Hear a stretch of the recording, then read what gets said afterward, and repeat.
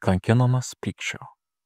Tuomet pasišaukęs jį, valdovas tarė: nedorasis tarne, visą aną skolą aš tau dovanojau, nes mane maldavai. Argi nereikėjo ir tau pasigailėti savo draugo, kaip aš pasigailėjau tavęs?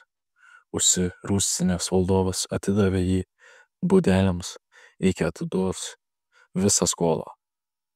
Evangelija pagal Matą, 18 skyrius, nuo 32 eilutės iki 34. Čia randame atsakymą į gimę klausimą. Kodėl dažnai taip blogai sekasi ir kodėl Dievas neišklauso maldų? Mes pykstame ant brolio. Kurį laiką mane kankino blogi sapnai, piktos mintis. Kartais buvau agresyvus ir negalėjau nurimti. Mano maldose veikiau buvo pasikalbėjimas su savimi. Niekur negalėjau matyti Dievo darbo. Tokia būsena buvo baisi. Žinoma, meldžiau išsilaisvinimo iš pykčio pančių.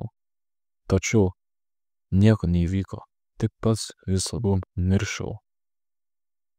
Tuomet atsidūrusiam sambūryje, kuriame veikia Dievo dvasia, ji veikia ne visose krikščionių susibūrimuose. Mano akis užkliuvo už tėvę mūsų Biblijoje. Tai man labai įstrigo.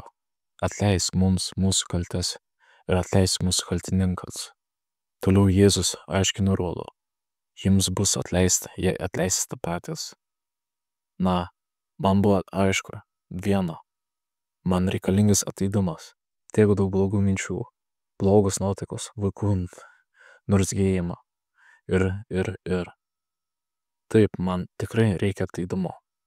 Dievo dvasia man aiškiai parodė, kad aš neatleidžiu. Aš susipykau, žinoma, šeimoje.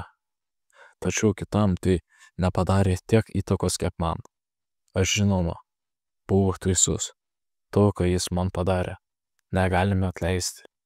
Tai buvo tyčia, neatleistina. Aišku, aš nieko nedarau, nes tai ne mano kaltė, juk aišku. Pagaliau atgavau ramybę su Dievu. Taigi aš atleidau, bet po vidinės kovos tuomet nukrito pykčio kampančiai. Galėjau giliai kvėpuoti ir pastebėjau, kad Dievo meilė apgaubė mane, širdį užliejo ramybę ir aš pradėjau džiaugtis.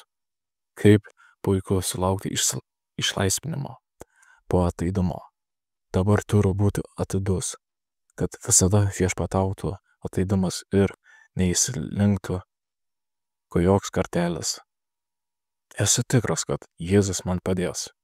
Kaip gera, kad Dievas myli mane ir neparduoda manęs budeliams mintyse ir žodžiuose. Tai paslaptis, bet Dievas veikia daug stipriau susirinkimuose, nei esant vienam su juo. Tad yra labai svarbu lankytis geruose dvasios veikiamuose susibūrimuose. Jis nori to. Gal tai labai gera terapija prieš puikybę. Dėkuoju Jėzau, kad atleidai mano kaltes.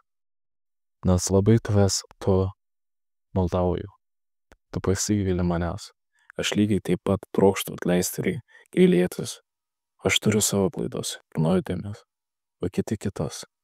Man reikalingas tavo atleidimas. Dvasia, naujas gyvenimas, ramybė ir džiugesys. Amen.